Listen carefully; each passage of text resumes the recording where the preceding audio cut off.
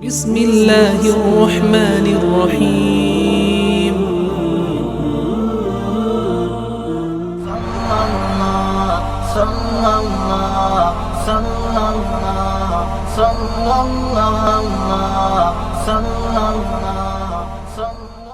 السلام عليكم ورحمة الله وبركاته.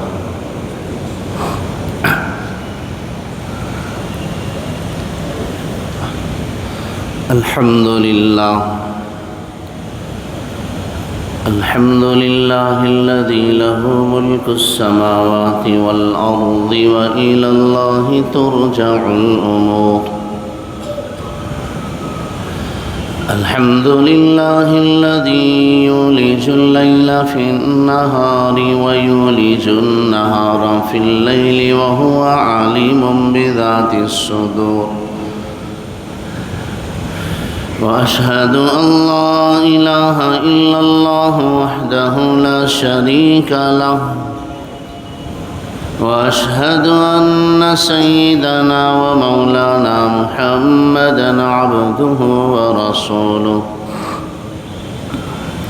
أما بعد فأعوذ بالله من الشيطان الرجيم. بسم الله الرحمن الرحيم.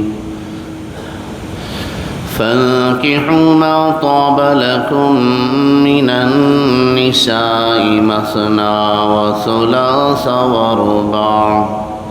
صدق الله العلي العظيم. وقال النبي صلى الله عليه وسلم: والله ما تزوجت وما زوجت إلا بوحي من السماء، أو كما قال رسول الله صلى الله عليه وسلم. اللهم صل على محمد وعلى آل محمد وبارك وسلم.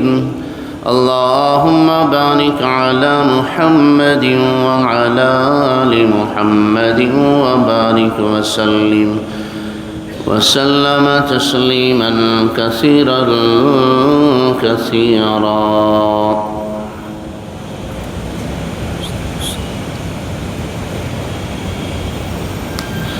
بزرگان محترم و نوجوانان اسلام، دین اسلام ایک وسیع اور کشادہ مذہب ہے جس کے کئی شعبے ہیں. ان شعبوں میں سے ایک شعبہ نکاح کا بھی ہے.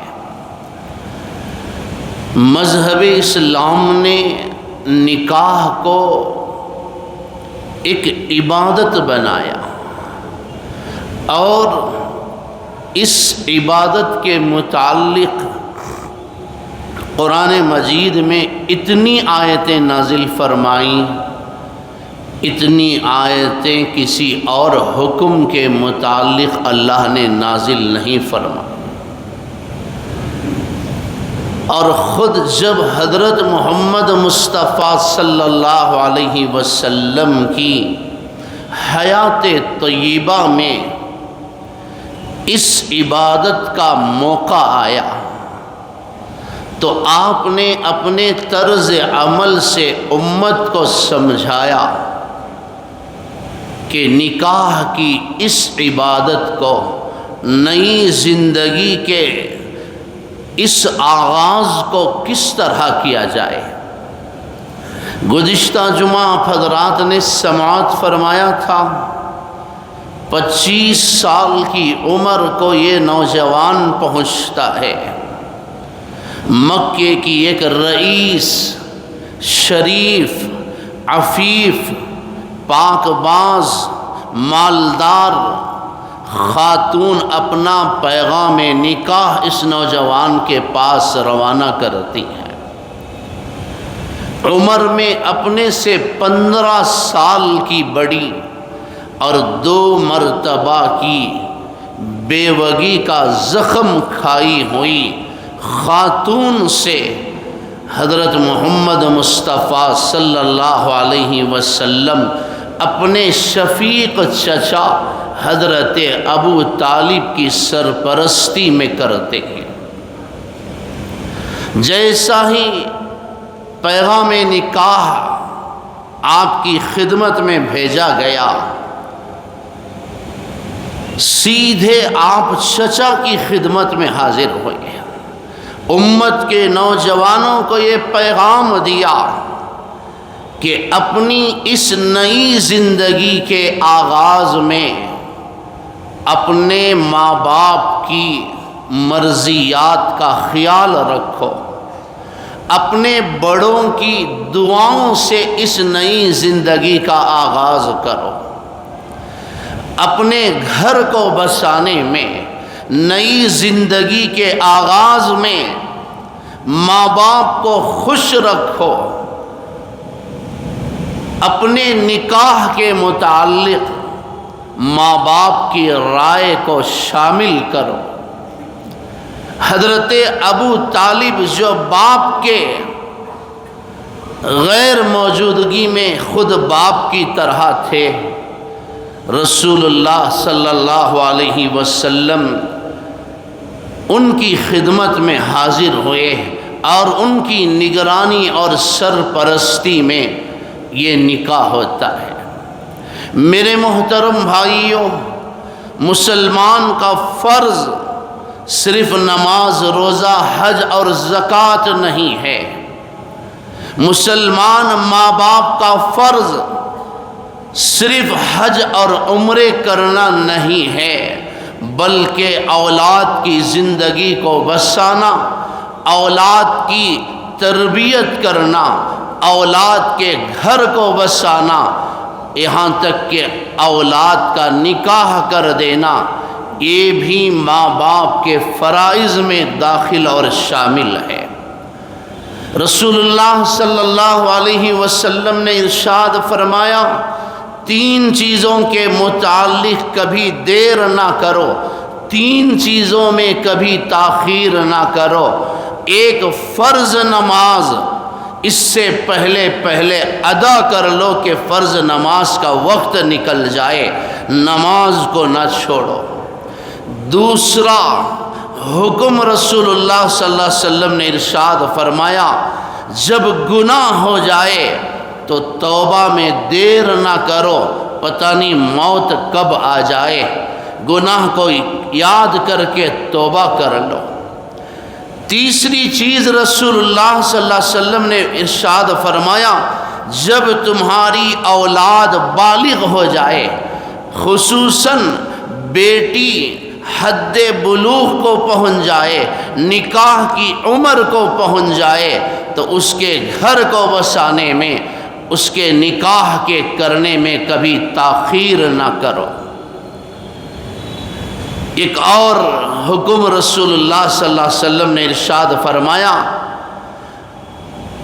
جب کسی کا انتقال ہو جائے تو اس کی نماز جنازہ میں اور اسے دفن کرنے میں تاخیر نہ کرو، اور جب تم پر قرض ہو جائے، تم مقروض ہو جاؤ، تو قرض ادا کرنے میں تاخیر نہ کرو، پتہ نہیں کب اللہ کا پیغام آ جائے اور دوسروں کا حق لے کر تم اللہ کے دربار میں پہنچو۔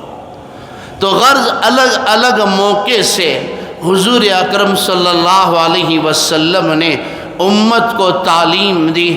اس وقت میرا جو عنوان ہے وہ نکاح کا ہے۔ آج کے اس جلتے اور تباہ ہوتے معاشرے میں ایک مسلمانوں کی بڑی غلطی، گناہ عظیم اور جرم کبیر یہ ہے کہ آج ہم مسلمان بڑی بڑی ڈگریوں کے انتظار میں اور اچھے گھروں کے انتظار میں، اچھے رشتوں کے انتظار میں، اچھی نوکری کے انتظار میں، اچھے خاندان کے انتظار میں ہم اپنی اولاد پر یہ ظلم کرتے ہیں کہ ان کو گھر کی 4 دیواری کے اندر بوڑھا بنا دیتے ہیں۔ نکاح کی عمر پار ہو جاتی ہے، لیکن ماں باپ اس کا خیال نہیں کرتے، انتظار کرتے کرتے وہ وقت نکل جاتا ہے۔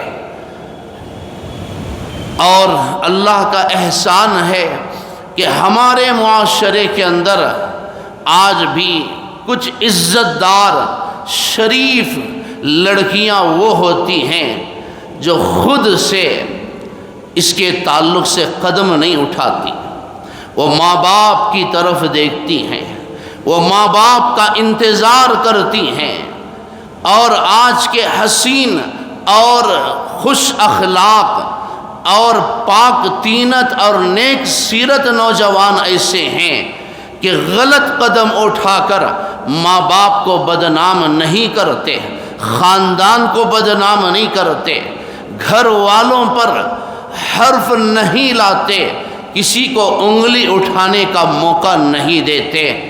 وہ ماں باپ کی طرف دیکھتے رہتے ہیں، وہ ماں باپ کے حکم کا انتظار کرتے رہتے ہیں، لیکن ماں باپ کو اس کا احساس نہیں ہوتا۔ ماں باپ اس معاملے میں مجرم بنتے چلے جاتے ہیں، اور ادھر لڑکا لڑکی کی عمر ڈھلتی جاتی ہے۔ رسول اللہ صلی اللہ علیہ وسلم نے ارشاد فرمایا، واللہ ما تزوجت وما زوجت الا بوحی من السماء۔ نکاح کے عنوان میں، نکاح کے متعلق اسلام کیا حکم دیتا ہے، شریعت محمدیہ صلی اللہ علیہ وسلم کیا تعلیم دیتی ہے؟ رسول اللہ صلی اللہ علیہ وسلم فرماتے ہیں، اللہ کی قسم، جس خاتون سے بھی میں نے اپنا نکاح کیا یا اپنی کسی بیٹی کو کسی دوسرے کے نکاح میں دیا تو یہ اللہ کے حکم سے دیا ہے، اللہ کی جانب سے مجھ پر وحی نازل کی گئی، نزل بہ جبرائیل، جبرائیل علیہ السلام پیغام لے کر آئے، میں نے اللہ کے حکم سے یہ کام کیا ہے۔ میں نے عائشہ کے ساتھ نکاح کیا تو اللہ کے حکم سے، میں نے زینب کے ساتھ نکاح کیا تو اللہ کے حکم سے، میں نے میمونہ کے ساتھ نکاح کیا تو یہ وحی کے ذریعے سے، اور میں نے فاطمہ کا نکاح علی سے کیا، یہ بھی اللہ کے حکم سے۔ مدینۃ المنورہ کے اندر کئی مالدار صحابہ کرام کے پیغام آئے، رشتہ آیا، لیکن رسول اللہ صلی اللہ علیہ وسلم وحی کے انتظار میں رہے۔ اللہ کی جانب سے کیا پیغام آتا ہے، جبرائیل کیا حکم لے کر آتا ہے، آپ اس کے منتظر رہے۔ وہ وقت آیا، وہ گھڑی آئی، حضرت جبرائیل علیہ السلام پیغام لے کر حاضر خدمت ہوتے ہیں۔ یا رسول اللہ صلی اللہ علیہ وسلم، اللہ تعالیٰ فرماتے ہیں کہ آپ خاتون جنت اور آپ کی لخت جگر سیدہ فاطمہ الزہرا رضی اللہ تعالی عنہا کا نکاح حضرت علی سے فرما دے۔ پیغام ملا، غور کرنا اس واقعے پر، خاص طور سے وہ ماں باپ، گھر کے وہ بڑے بھائی جو اپنی بیٹیوں کے، اپنے بہنوں کے سرپرست ہیں، ضرور اس واقعے پر غور کرنا۔ ادھر پیغام آیا، ادھر اللہ کے رسول صلی اللہ علیہ وسلم سیدھے گھر کی طرف رواں دواں ہوئے۔ راستے میں حضرت علی رضی اللہ تعالیٰ عنہ سے ملاقات ہوئی۔ انہوں نے شرماتے ہوئے، ڈرتے ہوئے رسول اللہ صلی اللہ علیہ وسلم کی خدمت میں گزارش کی، یا رسول اللہ صلی اللہ علیہ وسلم، آپ کے علاوہ میرا بھی کوئی نہیں ہے، آپ ہی نے تو میری پرورش کی ہے، آپ ہی میرے سرپرست ہیں۔ یا رسول اللہ صلی اللہ علیہ وسلم، میں آپ کی لخت جگر سیدہ فاطمۃ الزہرا رضی اللہ عنہا سے رغبت کرتا ہوں، میں ان سے نکاح کرنا چاہتا ہوں۔ یہ اللہ کا غیبی انتظام تھا کہ راستے میں حضرت علی رضی اللہ عنہ بھی مل گئے۔ رسول اللہ صلی اللہ علیہ وسلم نے علی کی بات کو بھی سنا، کچھ جواب نہیں دیا، بس آپ نے انشاءاللہ کہہ کر آپ وہاں سے گزر گئے۔ مقصد کیا تھا؟ آپ نے علی کو جواب کیوں نہیں دیا؟ رسول اللہ صلی اللہ علیہ وسلم گھر پہنچتے ہیں، فرماتے ہیں کہ اس وقت حضرت سیدہ فاطمہ رضی اللہ تعالی عنہا آٹا گوندھ رہی تھی۔ آپ نے بچی کو بلایا اور اپنے سامنے کھڑا فرمایا اور فرمانے لگے کہ بیٹی اب تیرے گھر کے بسانے کا وقت آ چکا ہے، اب مجھے بھی اپنے باپ ہونے کا فرض اور ذمہ داری ادا کرنے کی گھڑی آ چکی ہے۔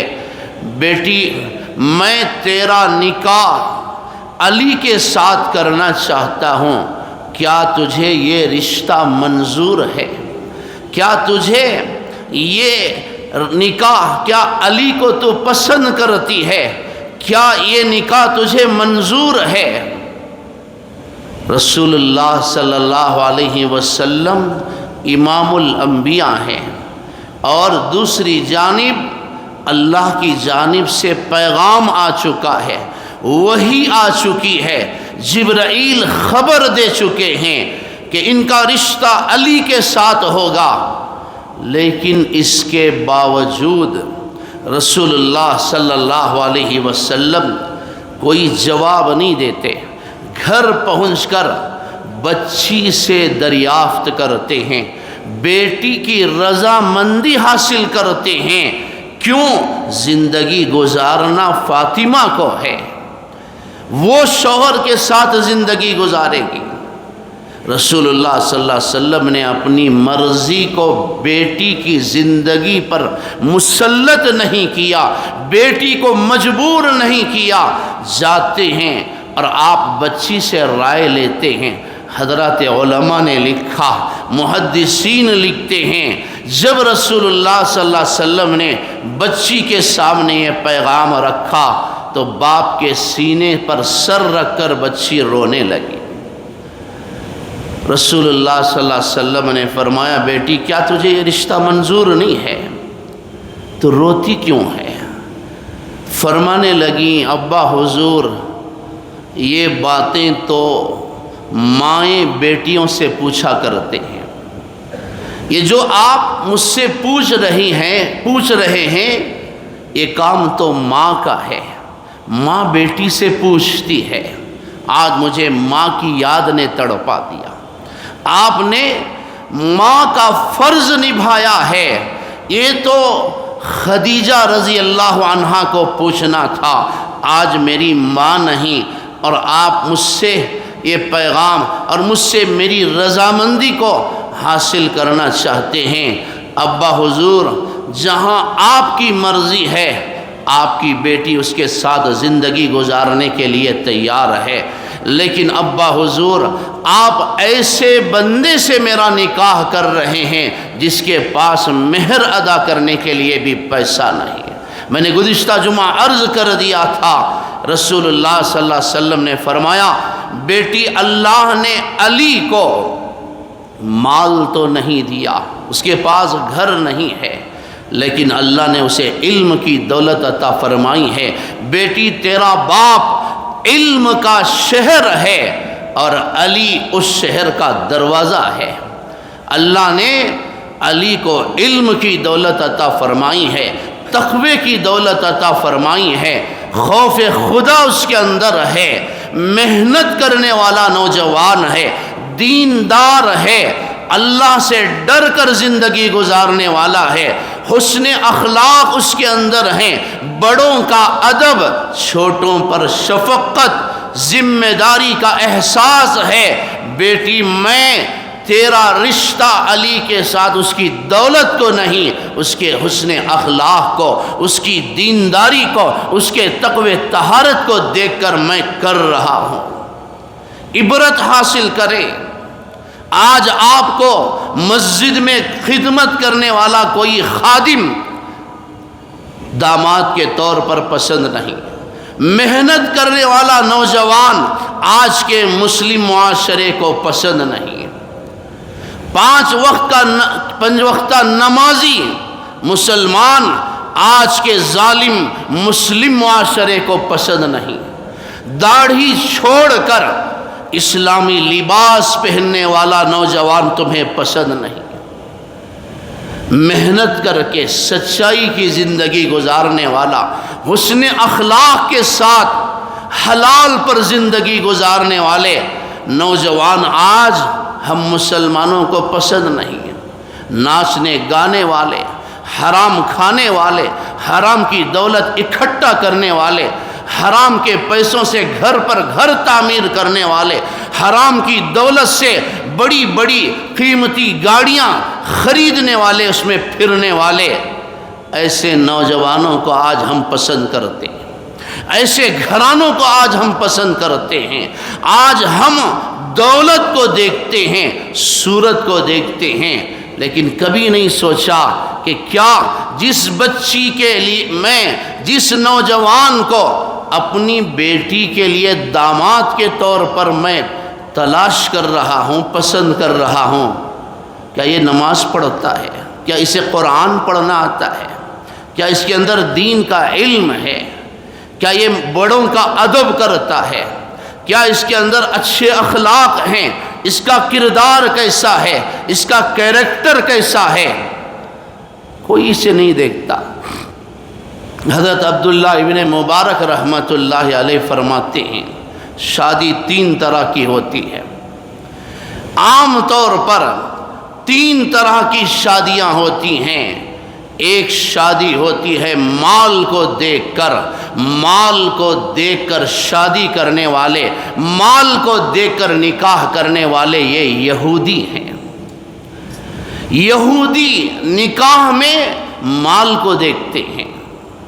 اب ہم کو خود فیصلہ کر لینا ہے کہ ہم میں سے کتنے لوگ یہودی چال چلتے ہیں، یہودیوں کے طرز عمل پر ہم نکاح کرتے ہیں۔ تو یہودی مال کو دیکھ کر نکاح کرتے ہیں، اور نصرانی عیسائی صورت کو دیکھ کر نکاح کرتے ہیں۔ وہ ان کی نگاہ صورت پر جاتی ہے، اور ایک ہے ایمانی شادی جسے مسلمان مومن دینداری کو دیکھ کر نکاح کرتا ہے۔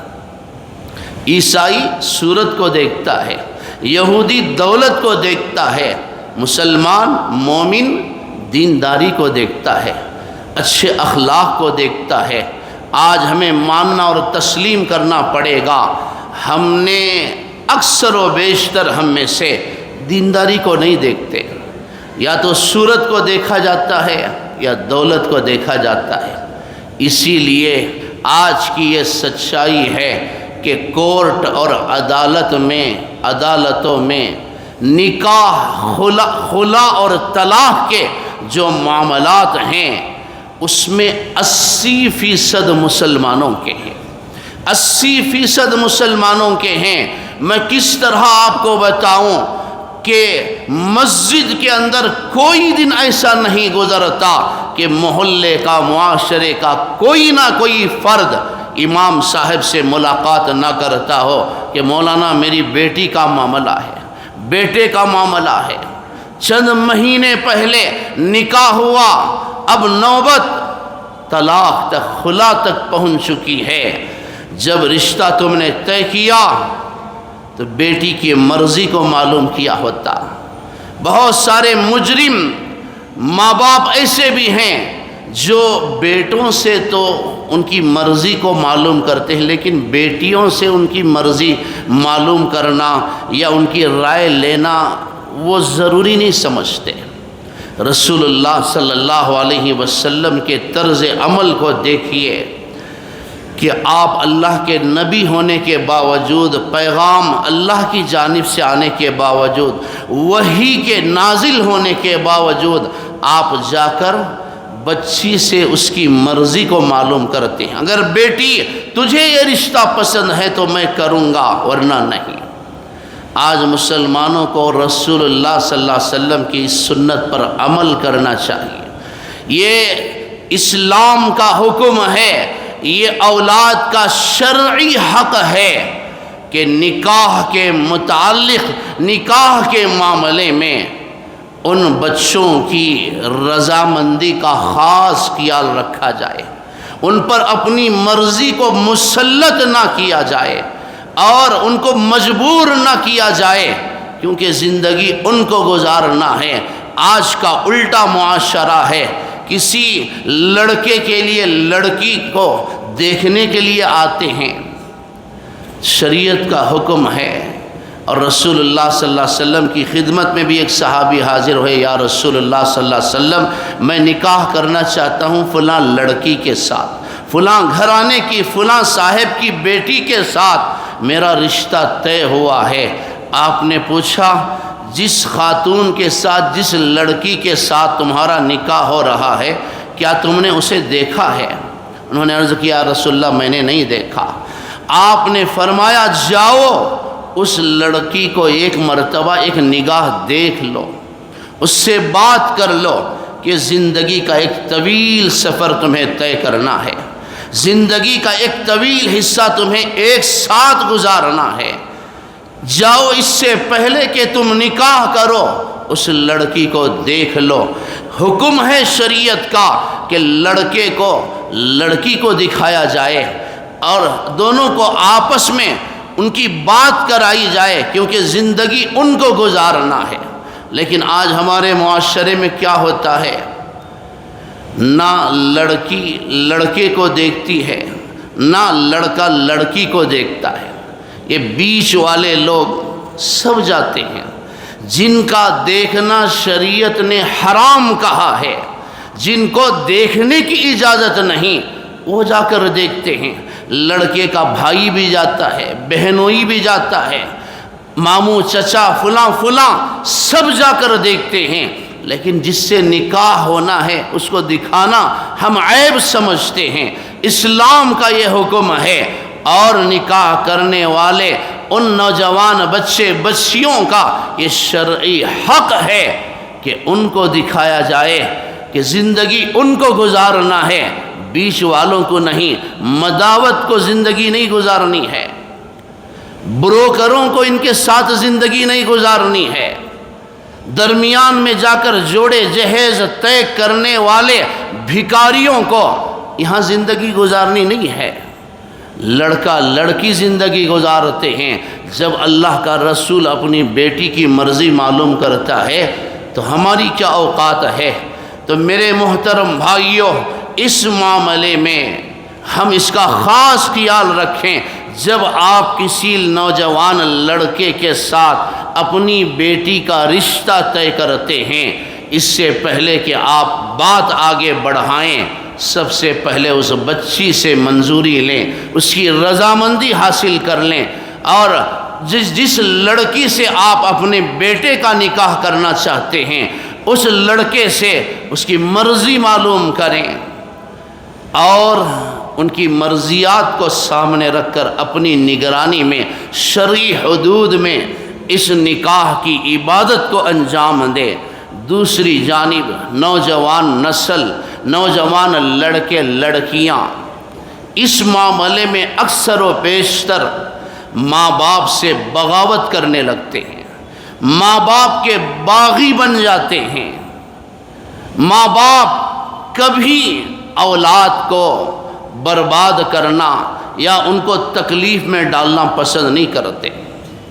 جو ماں باپ بچپن سے لے کر ان کو مکھی اور مچھر کی تکلیف سے بھی بچاتے ہیں، ماں باپ کا یہ نظریہ ہوتا ہے، ماں باپ کے یہ عزائم ہوتے ہیں کہ کہیں غلط خاندان میں، غلط جگہ میں میرا بچہ نہ پڑ جائے۔ ماں باپ کی یہ خواہش ہوتی ہے کہ میری بچی کہیں کسی غلط آدمی کا شکار نہ ہو جائے۔ دن رات ان کی دعائیں ہوتے ہیں، وہ آنسو گراتے ہیں، وہ تنہائی کے سجدوں میں اولاد کی ترقی کی اور ان کی خوشحالی کی دعائیں مانگتے ہیں۔ لیکن آج کا ظالم معاشرہ یہ بھی ہے، ہمارے معاشرے کا دوسرا پہلو یہ بھی ہے کہ اس معاملے میں آج اکثر و بیشتر نوجوان ماں باپ سے بغاوت کر جاتے ہیں، ماں باپ سے باغی بن کر جا کر کورٹ میرج کر لیتے ہیں، رجسٹر میرج کر لیتے ہیں۔ بھلا وہ گھر کیسے آباد ہوگا؟ آپ خود اس کا احساس فرمائیں، اس پر غور فرمائیں۔ جن ماں باپ نے بچپن سے تمہاری پرورش کی، پروان چڑھایا، تمہاری ہر ضرورت کا انہوں نے خیال رکھا، جب تم جوان ہوئے، ملازمت پر گئے، چند پیسے تمہارے جیب میں آئے، جب ہاتھ پیر میں تمہارے طاقت آئی، تو انہی ماں باپ کو نظر انداز کر کے تم نئی زندگی کا آغاز کرنا چاہتے ہو۔ بھلا ماں باپ کو روتا چھوڑ کر، تڑپتا چھوڑ کر، بلکتا چھوڑ کر، آنسو بہاتا چھوڑ کر کیسے تم خوشحالی کی زندگی گزار سکو گے؟ جب تمہارے ماں باپ کے دل سے آہیں نکلتی رہیں، کیسے تمہارا گھر آباد ہوگا؟ میرے نوجوان بھائیوں، میری نوجوان بہنوں، آج کی یہ سچائی اور حقیقت ہے، 90% لڑکیاں آج خون کے آنسو رو رہی ہیں، اور خاص طور سے وہ لڑکیاں جنہوں نے اپنے نئی زندگی کو شروع کرنے کے لیے، اپنے گھر کو بسانے کے لیے ماں باپ سے بغاوت کی، ماں باپ کو روتا چھوڑ کر چلے گئے۔ میں کتنے واقعات آپ کو بتا سکتا ہوں۔ میں محلے اور علاقے کا نام نہیں لوں گا، بڑا عزت دار بندہ ہے، بڑا عزت دار آدمی، اللہ نے دولت اور عزت دونوں عطا فرمائی تھیں۔ اب بچی کا حال یہ ہوا کہ غیر غلط، بد کردار اور بدمعاش نوجوان کے چکر میں اور اس کے جال میں لڑکی پڑ گئی، اور ماں باپ کو چھوڑ کر، گھر بار کو چھوڑ کر، خاندان کو، گھر والوں کو، ماں باپ کو بے عزت کرتے ہوئے، ذلیل کرتے ہوئے، بدنام کرتے ہوئے لڑکی گھر چھوڑ کر چلی گئی۔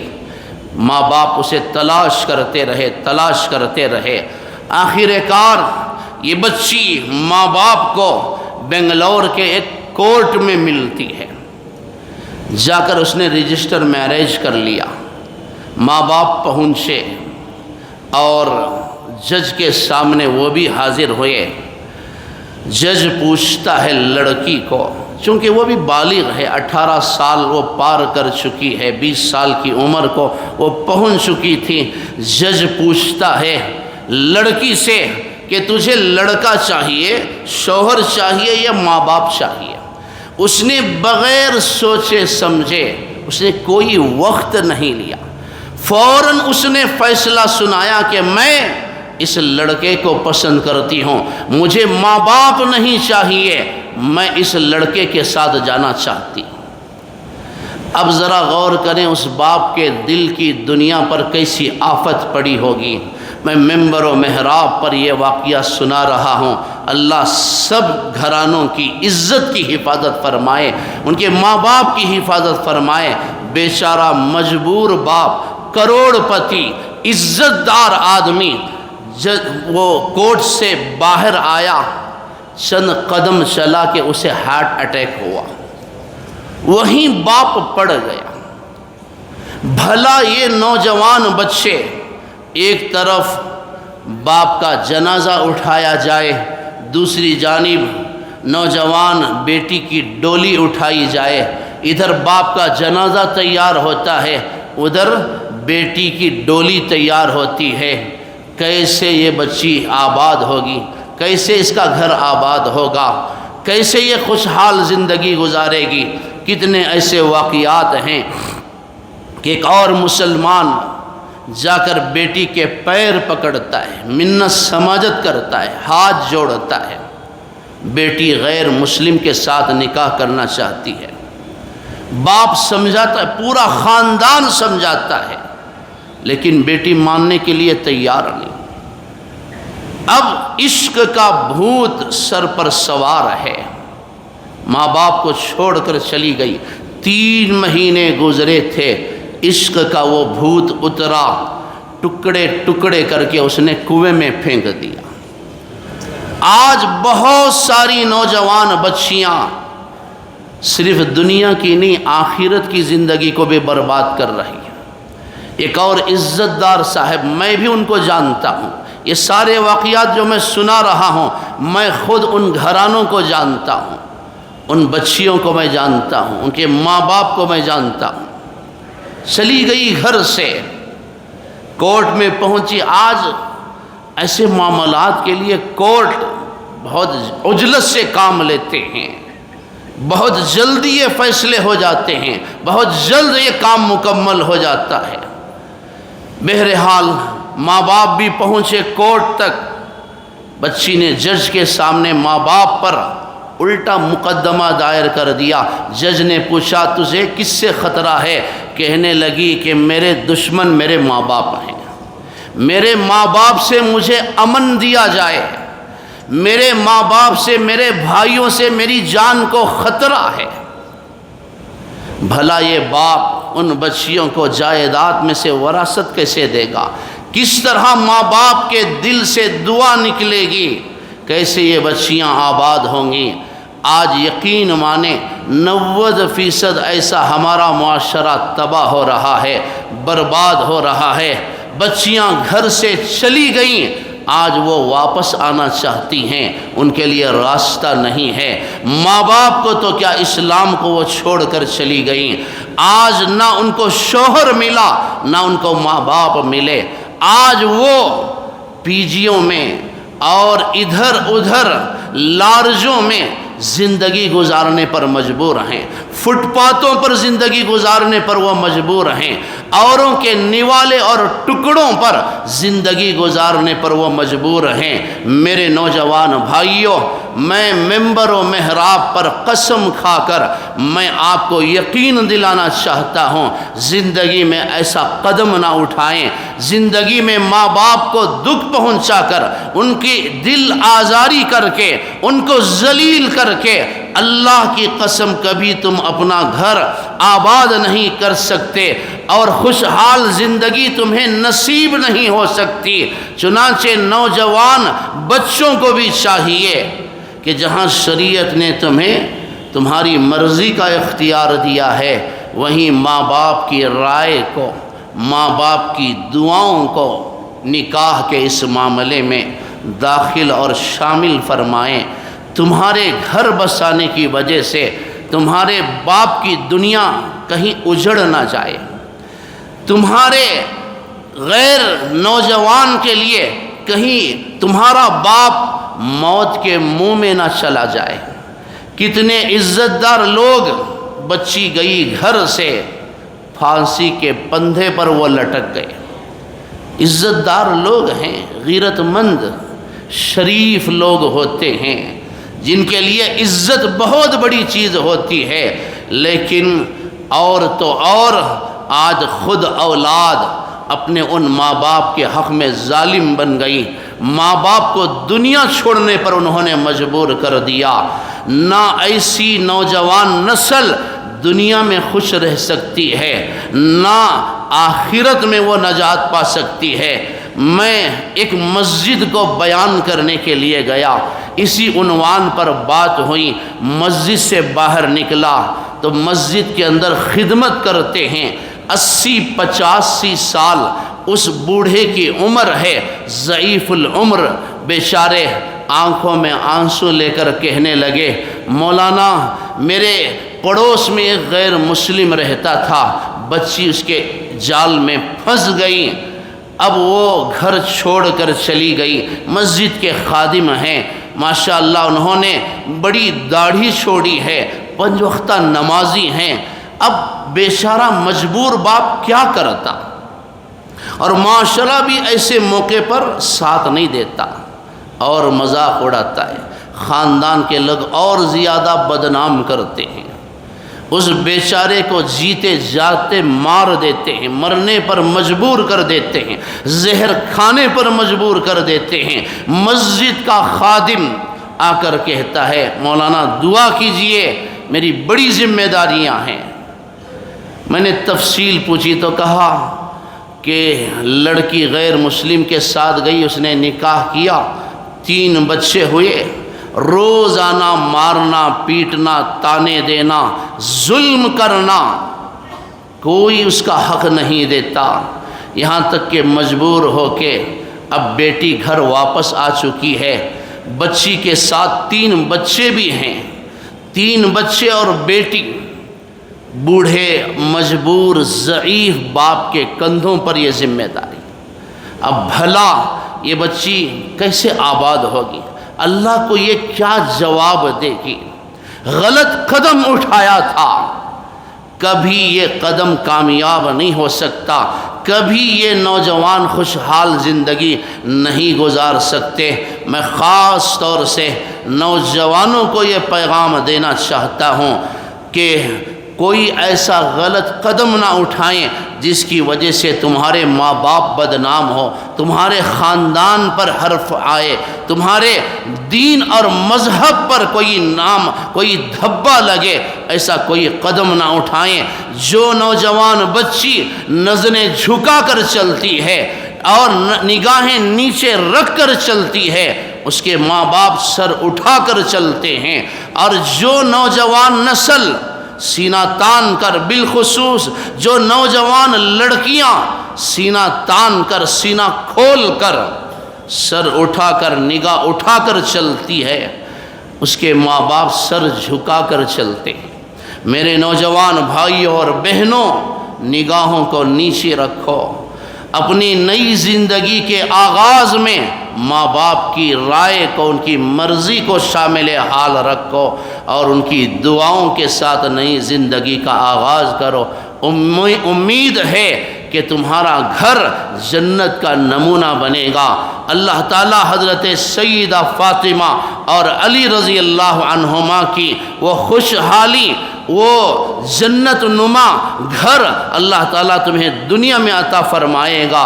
اللہ تعالیٰ ساری امت مسلمہ کو اس پر عمل کی توفیق عطا فرمائے، نوجوان نسل کے ایمان اور اخلاق کی حفاظت فرمائے، ان کی زندگی کے دن رات کی اللہ تعالیٰ حفاظت فرمائے۔